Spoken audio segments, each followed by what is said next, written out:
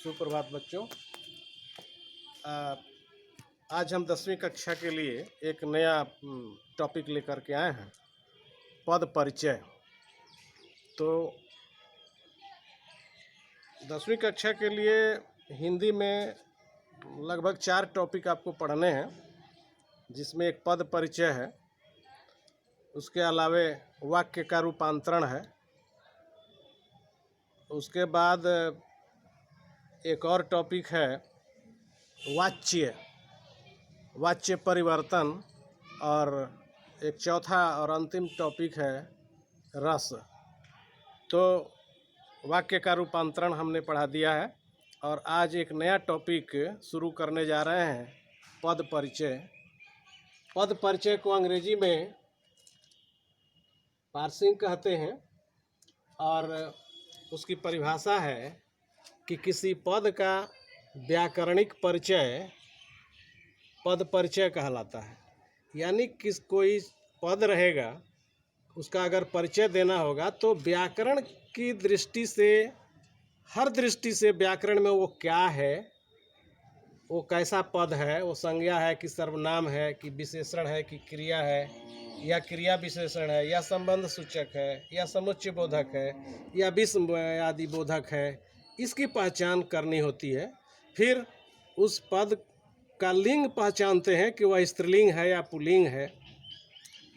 पद का वचन पहचानना पड़ता है, एक वचन है कि बहुवचन है।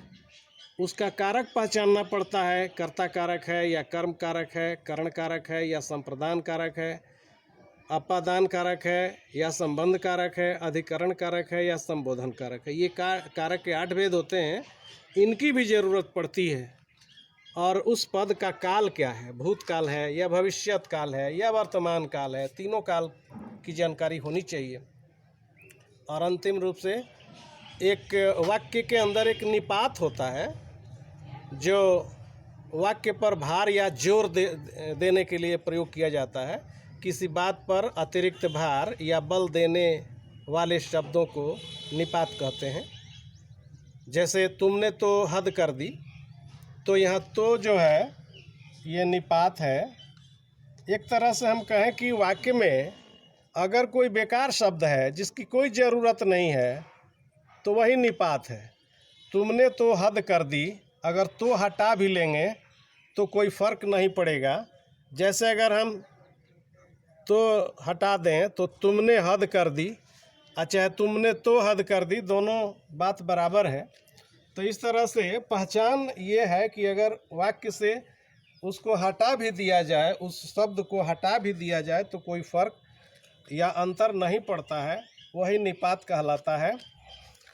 जैसे दूसरा एग्जाम्पल देख लीजिए, तुम्हें आज रुकना ही पड़ेगा। अगर ही को हटा भी देते हैं तो कोई फ़र्क नहीं पड़ेगा, तुम्हें आज रुकना पड़ेगा, चाहे तुम्हें आज रुकना ही पड़ेगा। यहाँ देखिए, तुम भी मेरे साथ चलो, इसको हटा भी दें तो तुम मेरे साथ चलो, और तुम भी मेरे साथ चलो, तो आखिर इसका प्रयोग होता क्यों है? जब यह बेकार ही है तो इसका प्रयोग क्यों होता है? इसलिए होता है क्योंकि हम किसी वाक्य पर जोर डालते हैं, दबाव डालते हैं, भार डालते हैं या बल दे करके बोलते हैं, तब इस निपात का प्रयोग किया जाता है। वैसे ही तो, ही, भी, हाँ, जी, जी हाँ, जी नहीं, ऐसे जो शब्द होते हैं उसको निपात कहते हैं। तो अब हम चलते हैं पद परिचय की तरफ कि कैसे पद परिचय करेंगे। यहाँ पर कुछ प्रश्न दिए हैं, डायरेक्ट हम सीधे प्रश्न पर आते हैं, क्वेश्चन पर आते हैं, जो परीक्षाओं में पूछा जाता है, जो बोर्ड की परीक्षाओं में क्वेश्चन पूछा जाता है। क्वेश्चन ऐसे रहता है, पूछता है कि दिए गए वाक्यों में रेखांकित पदों का परिचय दीजिए।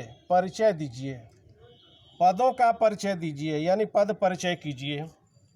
या तो कहेगा पद परिचय कीजिए या पदों का परिचय दीजिए। तो पदों का परिचय देने के लिए रेखांकित पदों को देखेंगे। देखिए, यहाँ राम रेखांकित है, यहाँ अच्छा रेखांकित है, ये दोनों पद हैं। अब आप कहेंगे कि ये पद है तो शब्द क्यों नहीं है?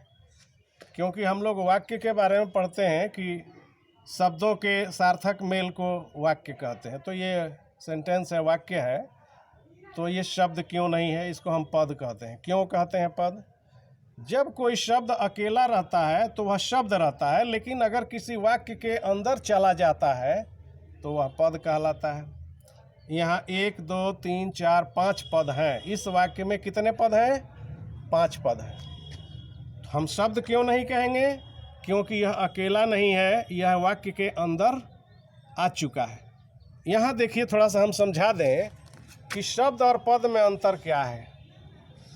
इधर शब्द और इधर पद, दोनों में क्या फ़र्क है?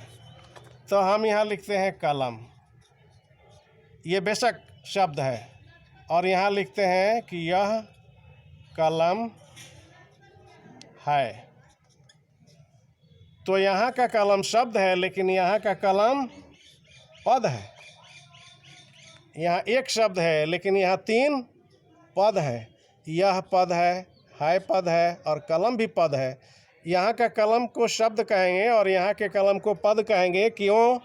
क्योंकि यह किसी वाक्य के अंदर आ चुका है। जब कोई वाक्य के अंदर शब्द आता है तब वह पद कहलाता है, और वही शब्द अगर अकेला रहता है तब उसको हम शब्द कहते हैं। तो शब्द और पद आप समझ गए, दोनों में अंतर समझ गए। अब आप चलिए, यहाँ जो पदों का परिचय देना है, जो परीक्षा में पूछा जाता है, दिए गए वाक्यों में रेखांकित पदों का परिचय दीजिए। पहला है